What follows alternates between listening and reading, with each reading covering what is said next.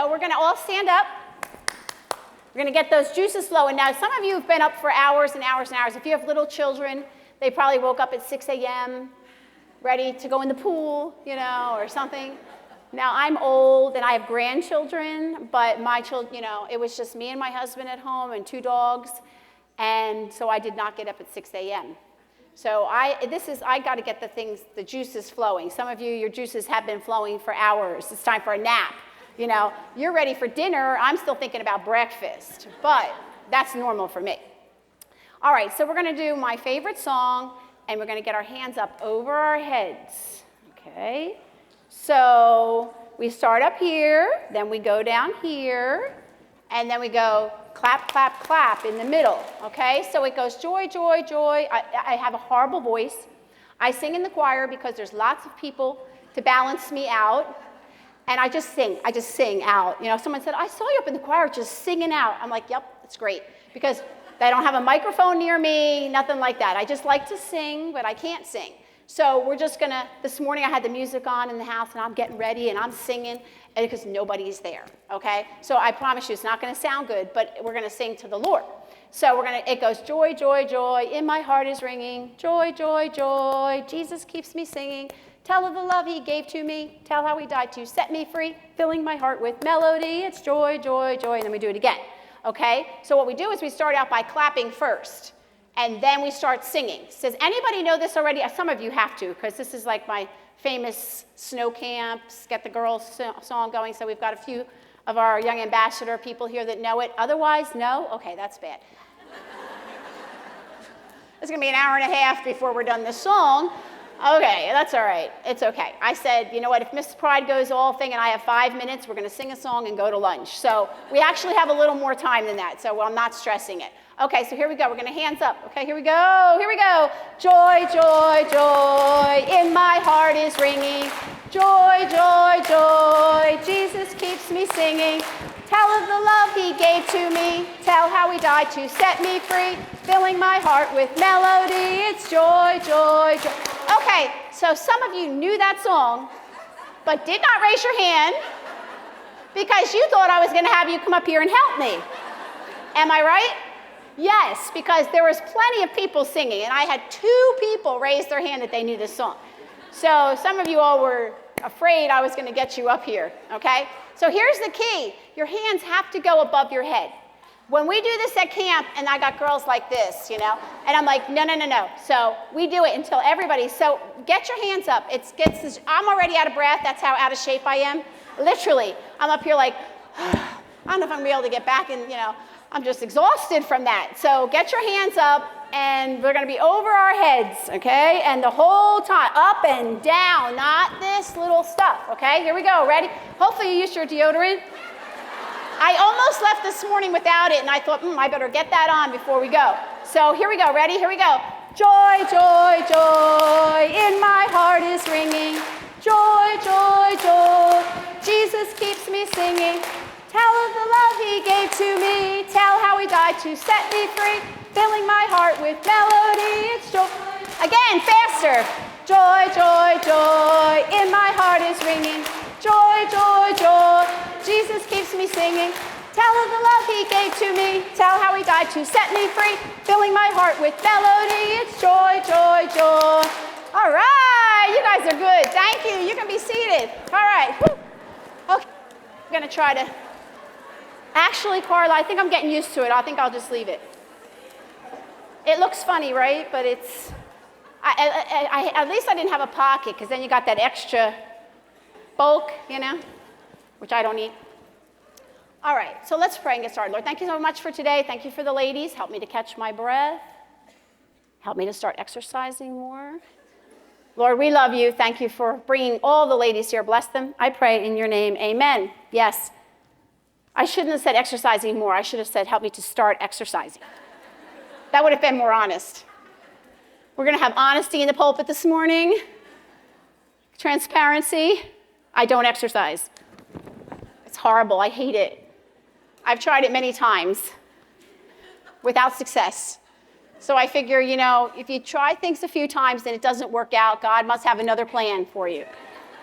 So I'd rather starve myself. I do keto, and I'd just rather eat nothing. I'd rather have sawdust than exercise. It's just not worth it to me.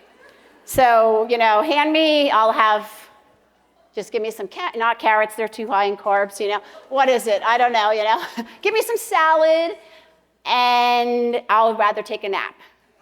Take a nap, eat salad. You get the benefits of losing weight, but you don't have to exercise. My younger sister, Dee, she prefers to work out and eat cake.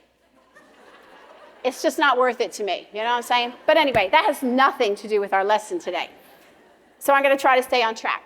Okay, so I don't have any notes to hand out to you. I do have a little handout at the end, but I'm not sure that I have enough. So if you have a sister here, or you and your mom or something, you wouldn't mind, or if you're from Solid Rock, you wouldn't mind waiting until afterwards to pick one up to make sure that I have enough. I'll show you what that is, and it's nothing spectacular. Don't get too excited. It's not a check, for $1 million.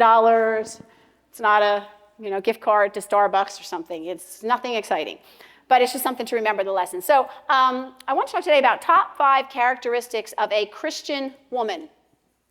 Top 5 characteristics of a Christian woman. Now, as I was preparing this lesson, I thought to myself, I don't think that I got any of these in the bag. How do I say, wrapped up. I'm going to put this here until I need it.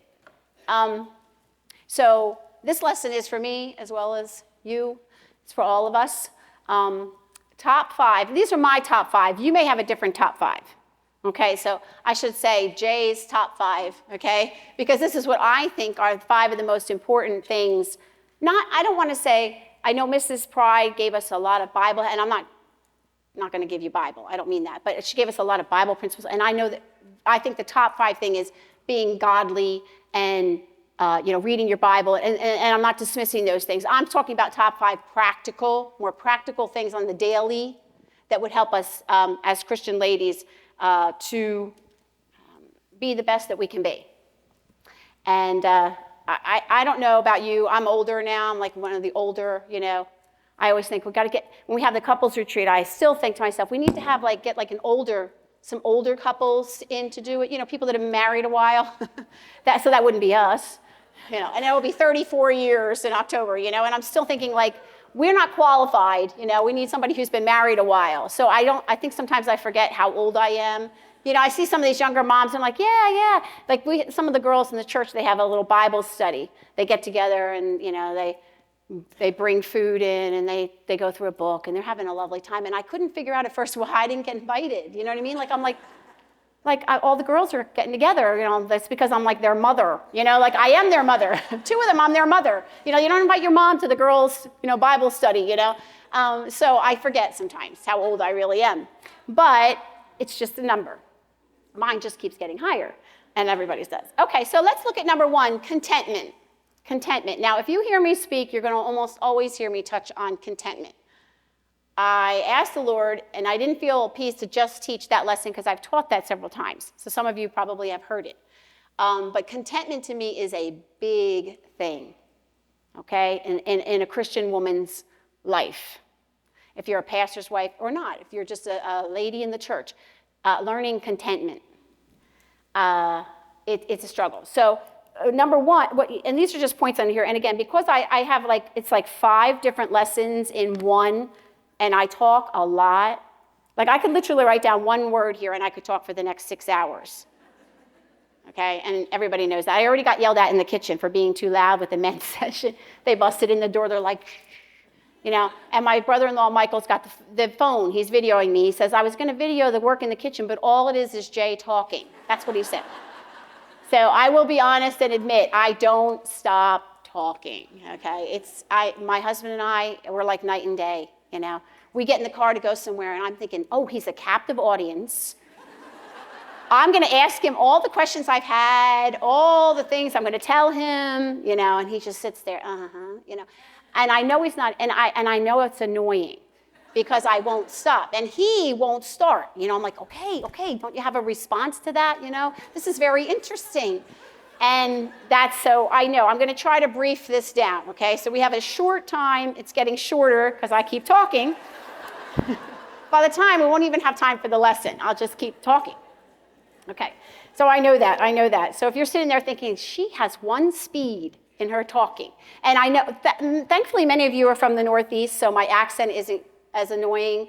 When I go down south, people, I hear myself, and I know they're thinking, oh, that's grating. She sounds so rough, She's not gentle at all. So most of you, or a lot of you, are in the same boat as me, so hopefully my voice won't annoy you. So number one under contentment would be learning to be content with yourself. Okay, which is me right now, because I need to learn that I'm just a talker. And some things we can change. Learning to be content with yourself doesn't mean, well, that's just me. I'm rude, it's just me. That's not what we're talking about. But learning to be content with yourself. No two people are, even if you're identical twins, there's some kind of difference in your look, No two people are exactly the same. And who you are is who God made you. I always wished I had a smaller nose. I feel like my nose is like a bulb, a little ball there on the end. I always wished I was like 5'7". I'm not overweight, I'm just under tall, If I'd been a few more inches, I would be perfect. And I always wanted to grow, and I stopped growing, and I think I'm done now. Probably at my age, it's done. But I always wanted to be taller, and I wanted to be, you see these women like slender and lean, and then there's me, and it's like short and stumpy. Okay, so that's the way I've always felt about okay, but I need to learn to be content. This is who I am. At this point, probably nothing is going to change, I'm not going to get any taller. My nose is not, I'm not going to get rhinoplasty, don't worry. Usually they turn out looking worse than when they started. Hopefully nobody here has had one. But if you did, it looks lovely. Don't get me wrong. Okay. God made you just who you are. That doesn't mean that we can't better ourselves, but we all have certain gifts. And we all are who we are, who God made us to be, and who God wants us to be. So we need to learn to be content with that. Number two, and those of you that are married, and again, this could be a whole lesson, each one of these points. So this is kind of like, I decided kind of like a shotgun kind of, just give you 5 things quickly. So nothing is expounded. I wanted to, on contentment, could we look at 1 Timothy chapter 6? I'm sorry. 1 Timothy chapter 6, 6 through 8. I don't want to just give you what seems my thoughts. I want to give you from the Word of God. But again, with time, I'm just going to give you some references. But I would like to read this one.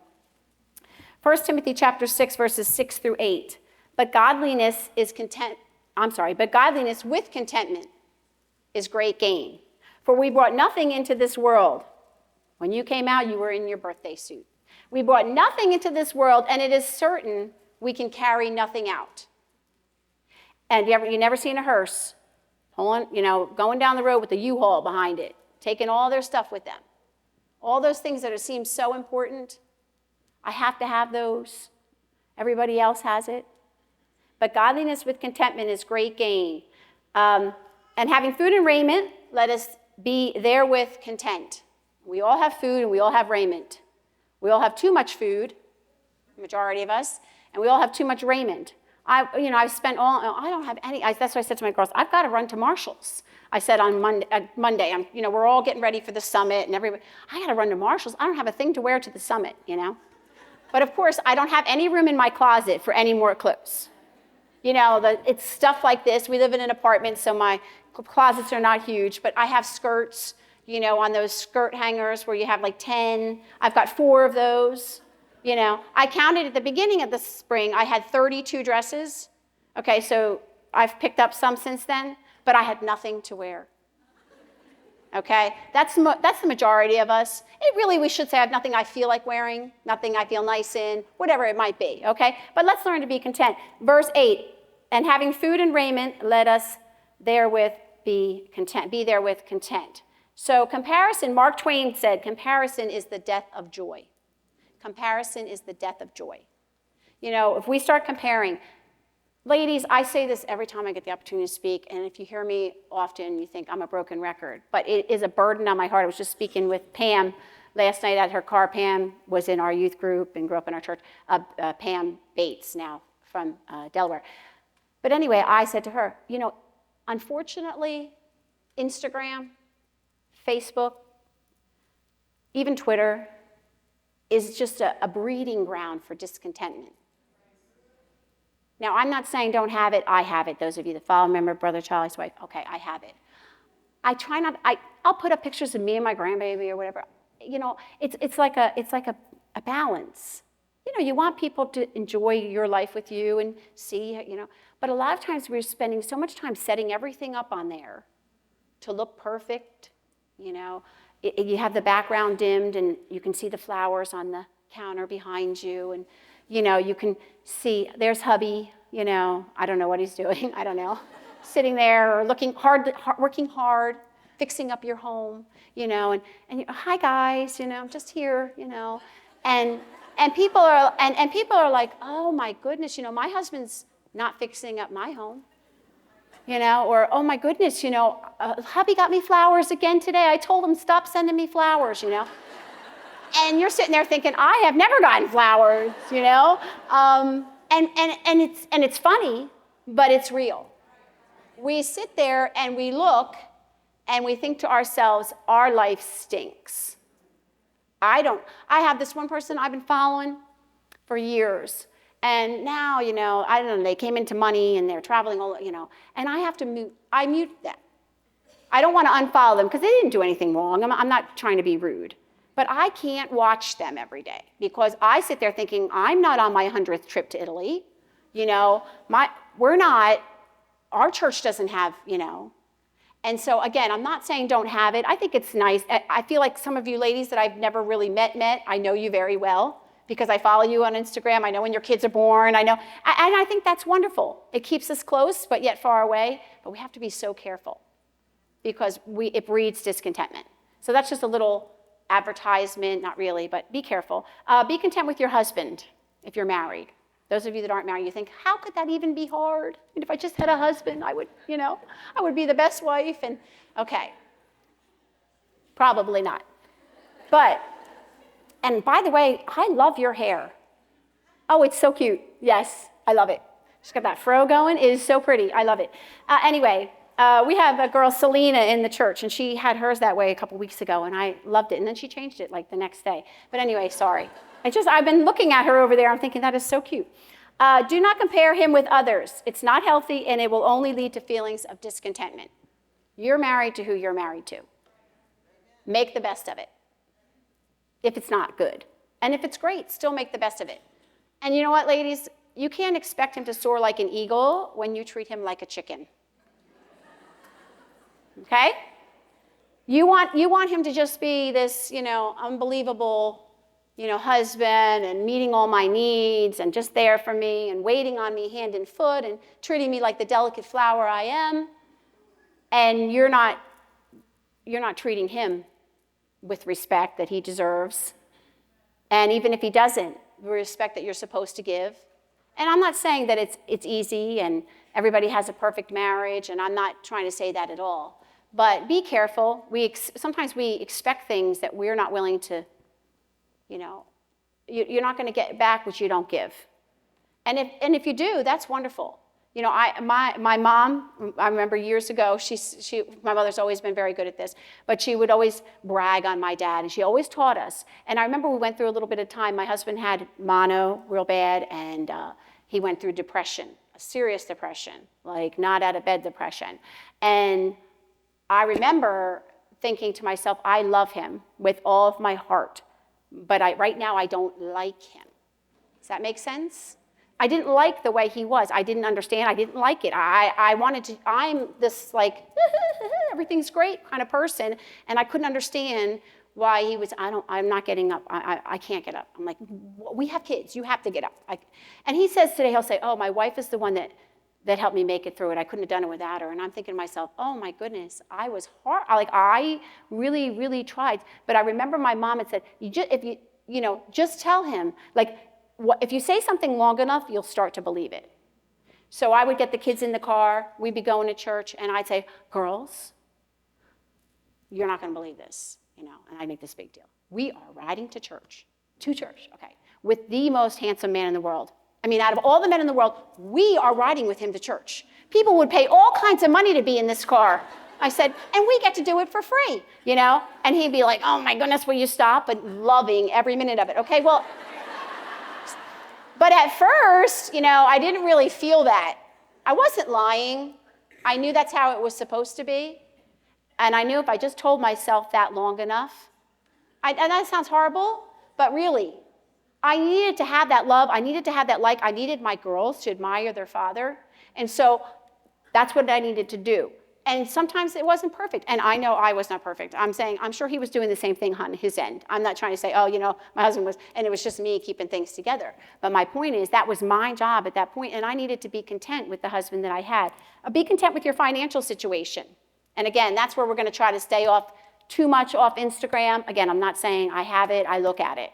But let's learn to be content with our financial situation. Money does not buy happiness. Okay? You can have all the money in the world and you're still going to want more, and you can still be miserable. Now, I always say, if I'm already happy and then I get money, I mean, you know, that's perfect. But really, it does not buy happiness. My girls used to say to me, Mommy, are we rich?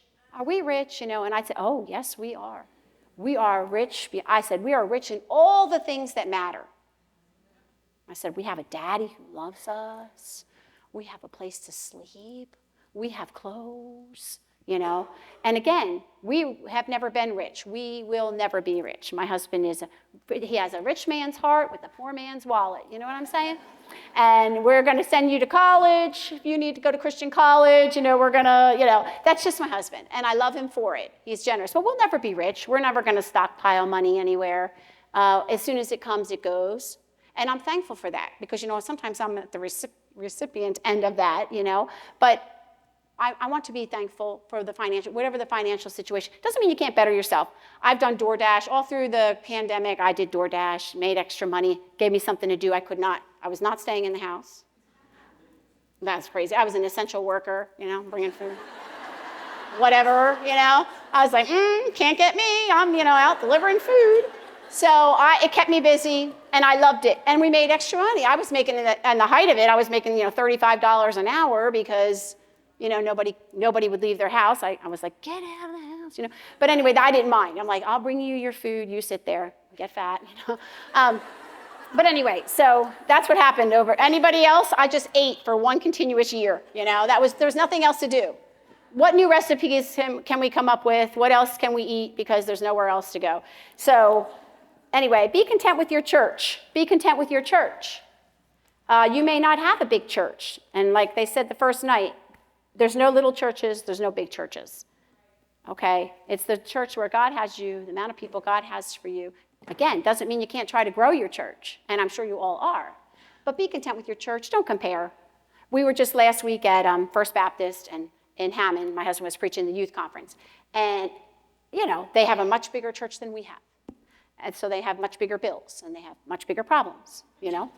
And then you come here and your church has 20 and you think, this is a huge church. Well, we have much bigger bills than you. We have much bigger problems than you. And then your church of 200, you see? So everybody has problems. Everybody has financial problems. Everybody has people problems. So just be content with where God has you and shine where he has you. You have the opportunity to make a difference in somebody's life and make a change. And so,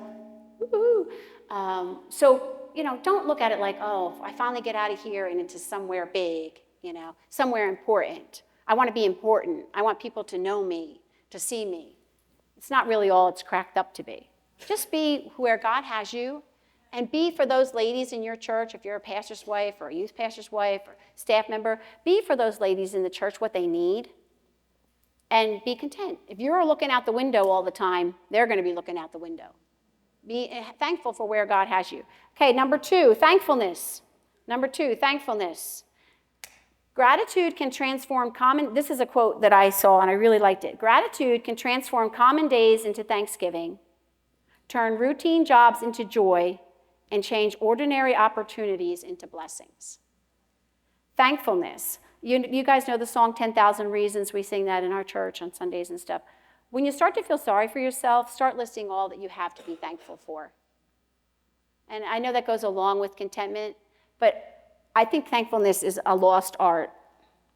We are so, as Brother Kenny said last night, we are so entitled. We don't understand why, I don't understand why I don't have this or that. Learning to be thankful. If you start listing, whenever I start to feel, bleh, I start listing the things that I'm thankful for. And it doesn't have to be I'm thankful for, my new car. You don't have a new car, maybe. How about I'm thankful that I could turn the lights on this morning, I'm thankful when we turn the water on.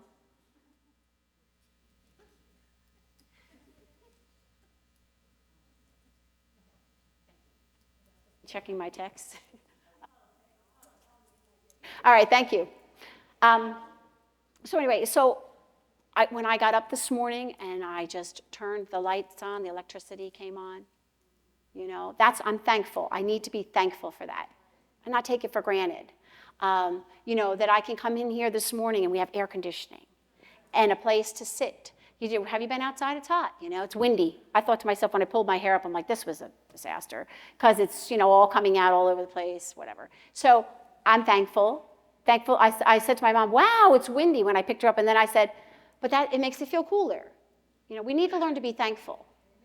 We're waiting for the big things to be thankful for. You may not have big things. We all have big things, though. We're here. We had a car to get in this morning, or an airplane to ride on, or we were, we've just gotten so entitled, so expecting.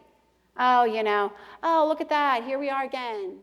I think if I learned nothing from the C word that we went through that I refuse to say anymore, the pandemic thing, Okay, if I learned anything from that, it's to be thankful. That so many things that I took for granted. I was looking at my notes this morning on my computer, and I had an email that I sent to the nursery workers are going back to completely normal schedule. Now, we never officially closed the church, but only certain people could come, and for about a month, and then we just started having everybody back.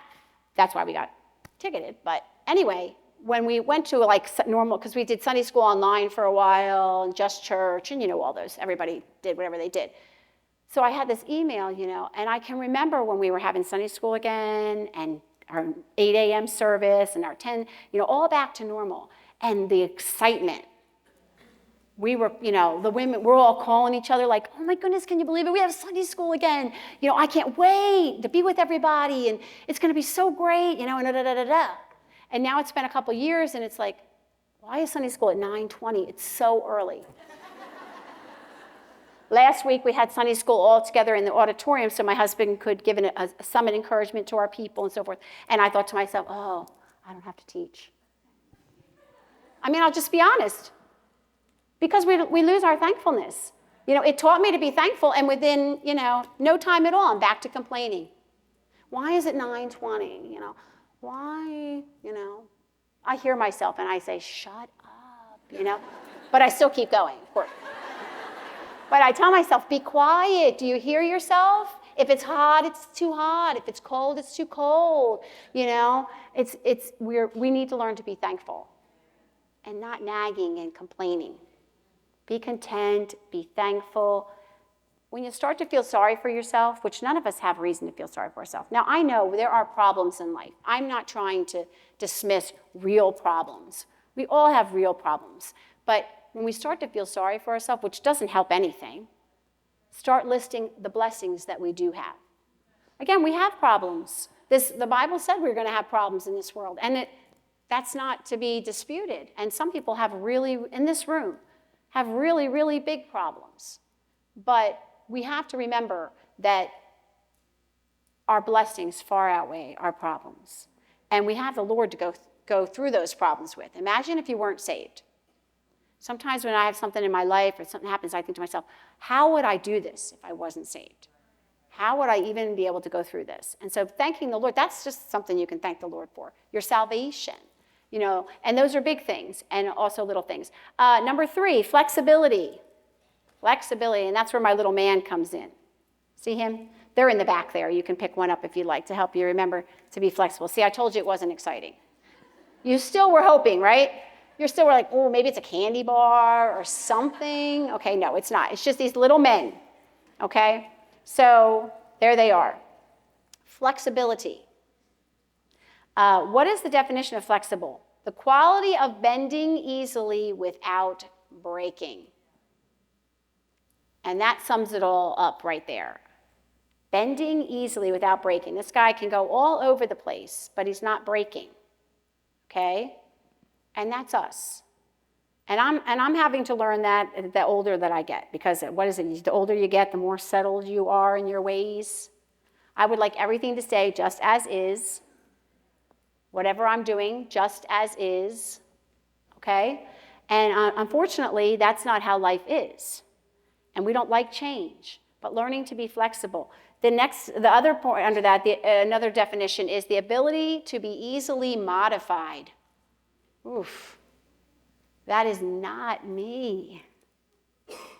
My husband was talking to me the other day about something that may need to change in what I'm doing with work and whatever, and I don't want to, not give out too much information. There's no information. But I'm saying, that maybe I have to start doing some different things, and I don't like that. So I told him that. Yes. And I said, I don't think that's going to work. I did. All right? So unless you think, no. So I said, hon, I said, I have a whole lesson. This is really what I said. I said, I have a whole lesson about gifts, people's gifts. I said, and when you find out what your gift is, you plug people in where their gift is, and then things excel because they're happy, they're doing what, And I was trying to, I said, so, I don't think what you're asking me to do is my gift. And, he's like, well, whatever. And so the other day, he said, I mentioned something, and he said, oh, yeah, we need to talk about that. I said, no, we don't. I just was trying to, hope it never came back up again. And I know some of you ladies, all of a sudden you're the volleyball coach at your school. You never even picked up a volleyball. Yes. Or maybe you're, now you're teaching 4th grade, and you went to school to be a, cosmetologist. Okay, I get it. That is life. That is us, okay? And flexibility. And so I'm having to learn that. I don't really like that. I want to pick. If I can sell you where I would excel, then I'll be very flexible.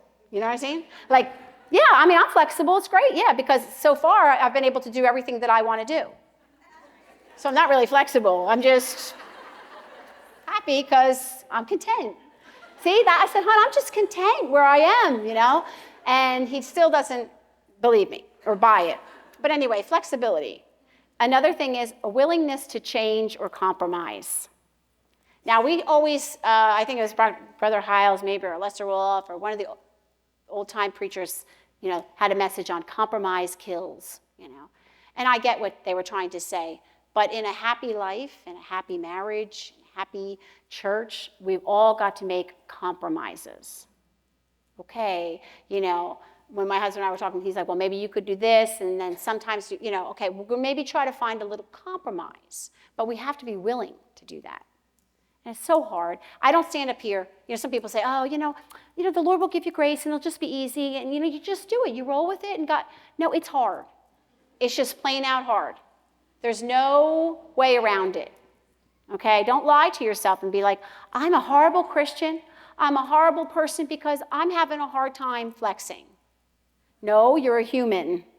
You're a woman women like things, we like our whatever, and you're just being human, and bring it to the Lord. I've had to ask the Lord to help me multiple times with flexing with something because it's just not my strong point. If you want to make God laugh, you tell him your plans. And I'm good at telling God what I have planned and then hoping that works out. But sometimes that's not how it's going to happen. And so can we flex with things? Can we learn to compromise? Can we graciously? That's where I'll do whatever. My mother was a very submissive wife and taught me to be submissive, and I will submit. But you ever seen that thing where the guy says to the little boy, sit down, and he doesn't want to sit down. Sit down. I said, sit down, sit down. So finally the little boy sits down. He says, okay, well, I'm sitting down on the outside, but I'm standing up on the inside. So I'm really good at, I will follow what my husband tells me to do. Okay, sometimes I might have a little bit of, give him a little bit of grief, but I try not to. But inside, is it creating a root of bitterness? How could he ask me to do something I don't want to do? Doesn't he take me into consideration? He wouldn't ask any of the other ladies in the church to do something they wouldn't want to do. Maybe I'm the only one that thinks those things. It doesn't seem like it, though, by the giggles. Why is it that I'm expected, and we have to watch our attitude, because then it turns into bitterness. And then God's not going to bless. Okay, so let's say he says, well, you can stay right where you were at. Is God going to bless that? Because we've got the wrong spirit about it? And again, it doesn't come easy. I would never stand up here and tell you it's easy peasy. Just do it. Life is good. It's tough. We have our plans. We don't like things messed up. But let's learn to be flexible. So if you'd like one of these, they're in the back. You can also throw them on the wall and they stick, But they can leave marks on your wall, little oil marks, so be careful about that. Let's see. Yeah, there it goes. Okay, so number 4. Number 4, selflessness. Selflessness, the opposite of being selfish. Selflessness. I always feel like that's such a hard word to say. Selflessness. Decide that no matter what God has for you, you will still serve him. No matter what God has for you, it's going to come up in your life. You will still serve him. It may look different than how you planned. And again, that's a little bit of flexibility, but more, so when, let's see. I'm 33, no, just kidding. So I'm 53. When I was 40, I went into the hospital. They thought I was having strokes. And winds up, long story short, many years later, I was diagnosed with MS. So through many tests and going anyway. And so that changed the look of how I do things sometimes. I can't go as late and as long as I used to. I have to sleep later in the morning. I know it sounds like a horrible, oh man, maybe I have MS, I need to sleep too, I need to get extra rest too. Maybe that's my problem, but no, whatever it might be. But, I had certain things that put a damper or changed how I was doing things. And I remember just at first stressing about it a little bit. I like to be busy. I like to be around people. I'm a people person. I enjoy people, and that's because there's somebody I can talk to. Otherwise, I'm talking to myself at home all the time. But anyway, I enjoy being around people. I like talking, and so I felt like there was this, and it was a difficult time. But I decided that it may not look exactly the same, but I still wanted to continue to serve the Lord. And so maybe you have physical things in your life. Just decide that you're going to be selfless. You're going to put yourself there. You're going to serve the Lord. Take the focus off of yourself and concentrate on the needs of others. Whenever ladies come to me and they're saying, I'm struggling, I'm feeling depressed, or I'm going through a hard time, I just had a loss, or I say, okay, this is going to sound cruel, and I don't mean it cruelly, however, whatever the proper English is there. I don't mean it in that way, but take the focus off of yourself. You're spending too much time thinking about yourself. And again, I'm not dismissing. Some of you have suffered great loss and health problems and family. I'm not belittling those at all. But we can only stay in that so long. And then we're not meant to be selfish people. God intended for us to give out, to give to others. And so when we start getting so self-centered, when I'm sad, when I'm upset, when I get honest with myself and get to the root, it's me. I might be bothered. I might think my husband's getting on my nerves, whatever. People are getting on my nerves, whatever. But really, when I get down to it, even if it isn't me that's doing something wrong, it's me that's allowing myself to be hurt. Why? Because it's all about me. You hear Jesus first, others second, yourself last. Most of us live the other way around. I'm not being treated properly.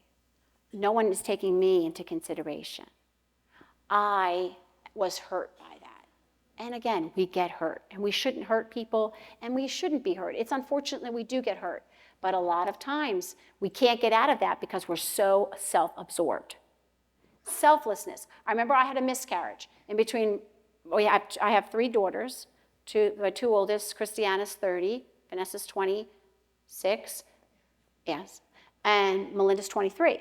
So in between Melinda and Vanessa, I had a miscarriage. So I was sad. It was early on. So, it was still difficult. I planned to have a baby that wasn't going to be there. But what I did was my friend Dawn was due with her baby right about the same time. So what I decided to do was, instead of wallowing in my own loss, and again, I don't mean that in a disrespectful way. Losing a child is a very difficult thing, so I'm not. But instead of me becoming absorbed with myself and my loss, I decided I was going to pour myself into this new baby, Megan.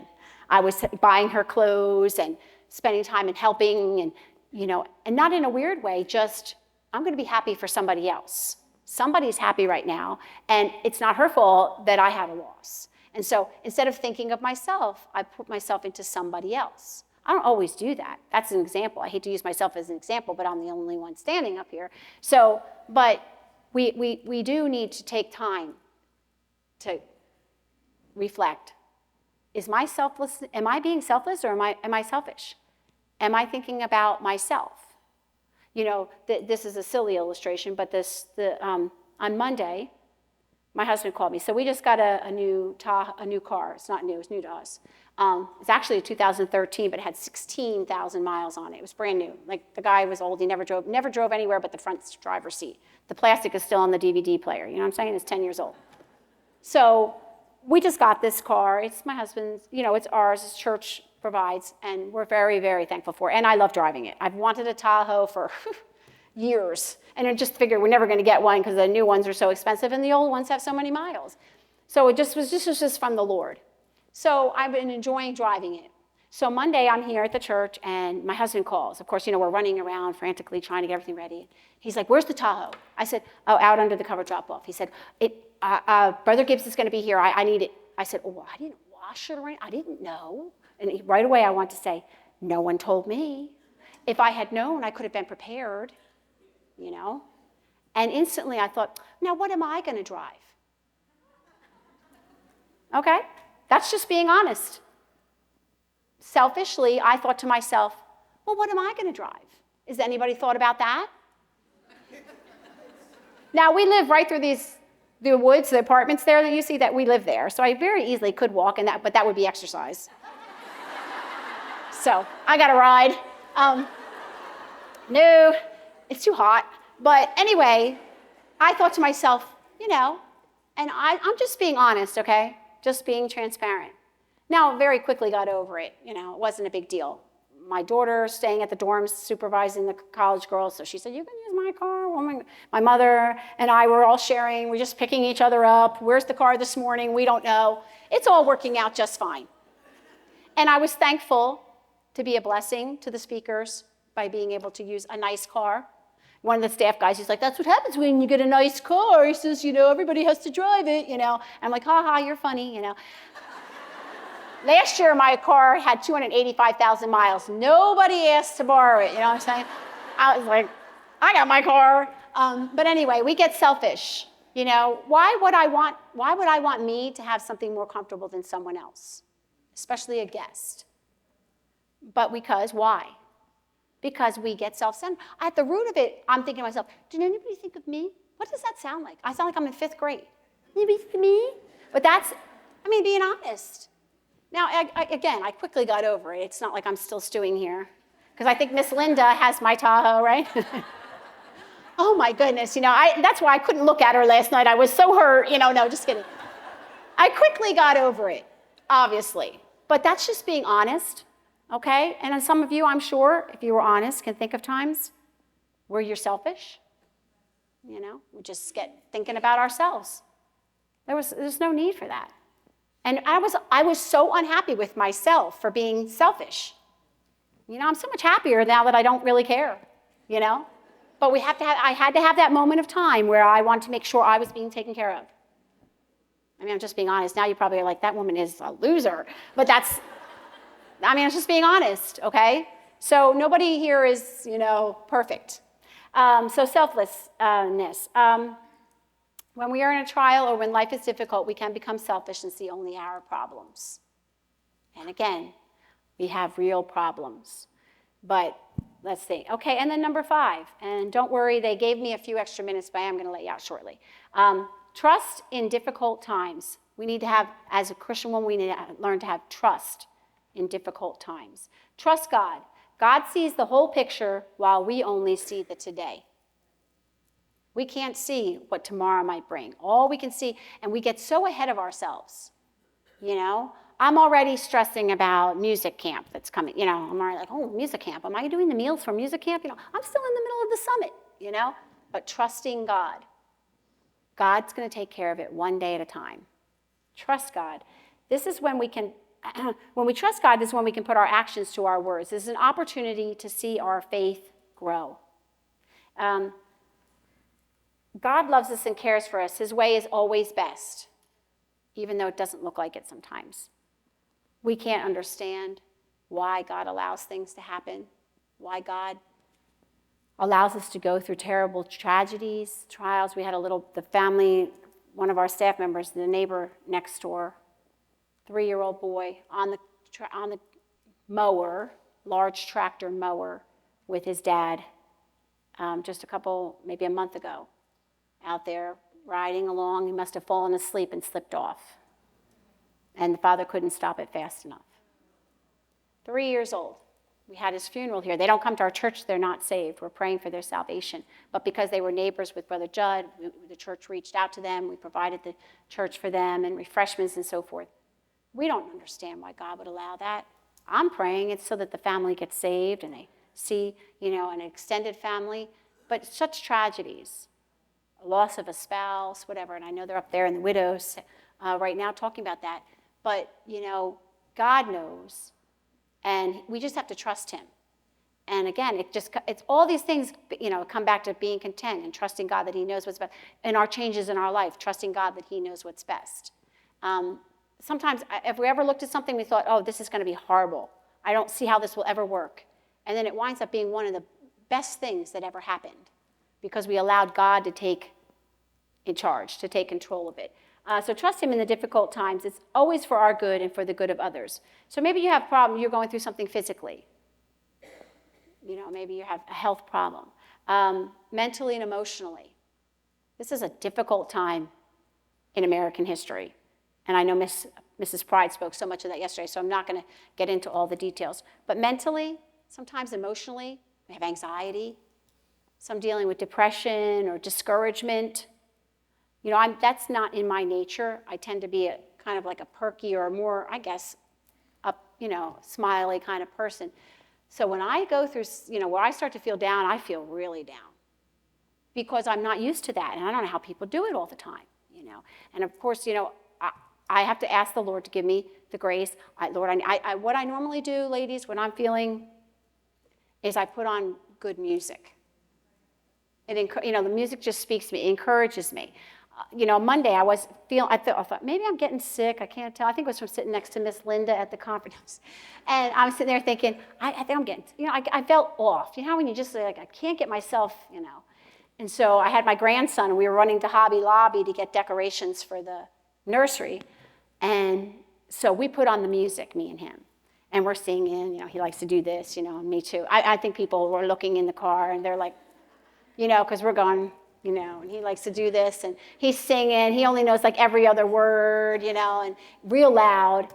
And by the time I got to Hobby Lobby, I thought, you know, life is not so bad. I'm feeling pretty good, actually, because the music had spoken to my soul, you know. And maybe you have a favorite song, a couple songs that you like. Put them on over and over and over again. When I get ready for church on Sunday mornings, if everybody's home, I put my AirPod in. If not, I just put it on. And while I'm getting ready, I got to get myself into the, you know, I'm going to be ministering. I'm going to be serving people. I've got to be in that right spot, my place, myself. So the music really helps me.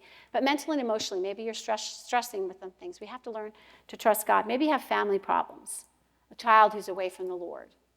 Maybe a marriage problems. Maybe your marriage isn't doing so great.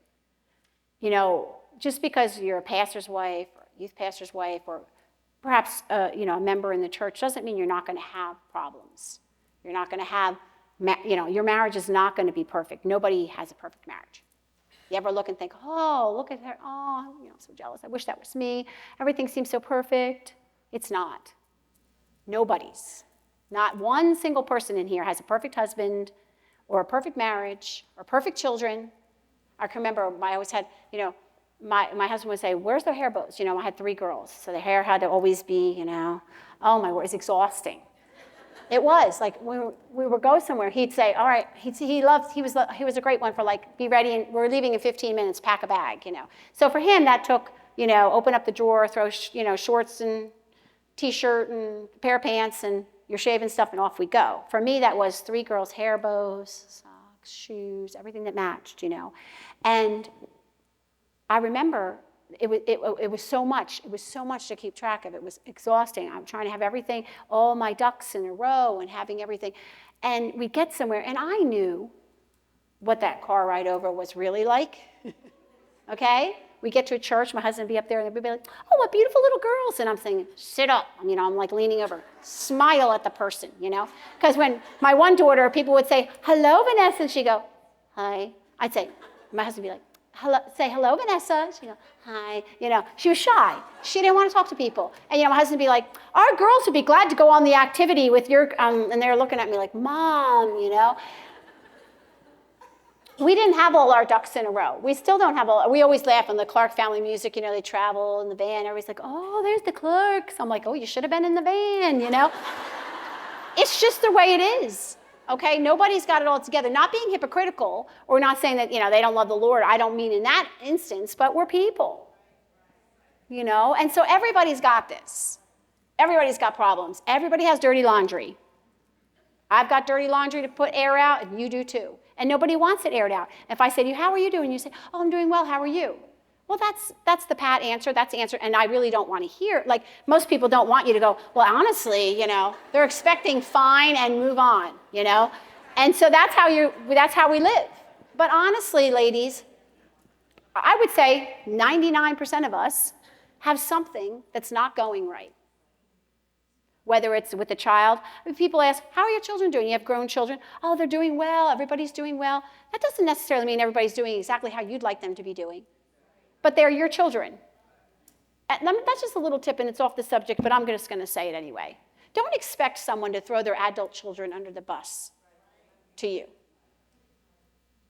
I have pastor friends that their kids are not where they'd like them to be, but they're not going to get up in the pulpit and say, my kid, I wish he was in an independent Baptist church, but he's not, and, I'm just really disappointed, and I actually don't even really, I'm just ashamed. If he said that, I would tell him to I wouldn't tell him. I might think, get out of the, don't stand up there, and don't expect. So this is just off the subject, but a lot of times I'll hear someone say, well, look how his kid is, and he, well, what do you want him to do? Say, oh, I really wish my son wasn't doing what he's doing, or I wish my daughter was living better. If you have friends and you want to personally say, pray for my son's struggling, or we were really hoping he would, toe the line, but they found a different, that's one thing. Friend to friend, another pastor to another pastor. But don't expect them to get up on social media and blast their kids. Oh, I saw them. They got together at the family reunion. Didn't look like they were all dressed the same. What was he supposed to do? Tell them they can't come? Okay, so I know this is probably out of line, but I said it anyway, because it's just women here. And again, that doesn't mean we condone. Sometimes our children are away from the Lord. I don't mean that you're just not in the same kind of church we're in or something. They're away from the Lord. That doesn't mean we condone it. You have no idea what's going on behind closed doors. You have no idea what people are trying to fix. You have no. I remember when my kids were when we were the youth pastor, and my husband was, and people with their kids, and a teenager would be, and I'd say, where was that? Where were those parents? Did they not even see? What are they thinking? And then I had my own teenagers and young adults, and I knew what was going on behind our closed doors, trying to fix things. So before we get judgmental and decide that I guess they're fine with however their kids are acting. Maybe they're not, but they're not going to say to you, I'm really upset about the way my kids are acting from the pulpit. So have grace with people. Try to be understanding with people, because we want that same grace given to us. You know, so again, that has absolutely nothing to do, except that we say family problems. Okay, that's how I can tie that in. But, okay, so I've seen it. I've been there. I know how it feels. And so we just have to be so careful, ladies. It's not one of the characteristics of let's look at Psalm 4. I'm going to read this before we go. It's not one of the characteristics of a Christian lady to be a gossip. You know, and we can observe a lot on social media now. Back before we had social media, we saw people twice a year. We had no idea what was going on. You know, oh, hi, how are you? Good. Oh, you have kids? Oh, I didn't know that. It's been, you know. Now it's like, oh, your kid ate peas this morning? I know that, you know. Yes, I see that you stayed at the Super 8 last week on your way to Virginia, and you had eggs and pancakes. I know all about you. But back then we did, you know, growing up, I mean, you know, and so now we've been everybody's business. I'll say to my girls, like I'm blowing up the picture, who did she marry, you know? And my girls are like, Mom, you're so nosy. I said, how can that be nosy? They put the picture right out there for everybody to see. How am I being nosy? You know, they're like, Mom, you're just like, you're doing the most, you know, looking at, I'm like, whatever, you know. To me, if they put it out there, they must want everybody to know, you know. But whatever, I guess you're just supposed to wonder. But my girls call me George, Curious George, you know. So they're like, there comes George. That's my dad's name too, but I'm the curious one. Anyway, so gossip has no space. I don't need to be talking about you. You don't need to be talking about me. We had a situation just last week at the church, and it was a complete, I'm going to let you know so you can pray for her. I try to nip it in the bud, because it had nothing to do with praying for her. It had everything to do with letting you know that I know. Okay? So let's be careful about that. Let's read Psalm 4, and then I'm going to let you go. Hear me when I call, O God, my righteousness. Thou hast enlarged me when I was in distress. Have mercy upon me and hear my prayer. O ye sons of men, how long will ye turn my glory into shame? How long will ye love vanity and seek after leasing? Selah. But know that the Lord hath set apart him that is godly for himself. The Lord will hear when I call unto him. Stand in awe and sin not. Commune with your own heart upon your bed and be still. Selah. Offer the sacrifices of righteousness and put your trust in the Lord. There be many that say, who will show us any good? Lord, lift thou up the light of thy countenance upon us. Thou hast put gladness in my heart, more than in the time that their corn and their wine increased. So when it was not going so well, the Lord had put gladness in my heart. And that only comes from the Lord, because happiness is different than gladness and joy. It's two totally different things. This is one of my favorite verses. I will both lay me down in peace and sleep. For thou, Lord, only makest me dwell in safety. And I can remember sometimes night times when, you know, maybe things weren't going well with my kids, or there's a situation. Nighttime always seems to be the worst. You know, it's dark and we're sad. We can't see the light at the end of the tunnel, and it's dark. And that verse helped me. I will just lay me down in peace and sleep. For thou, O Lord, makest me dwell in safety. So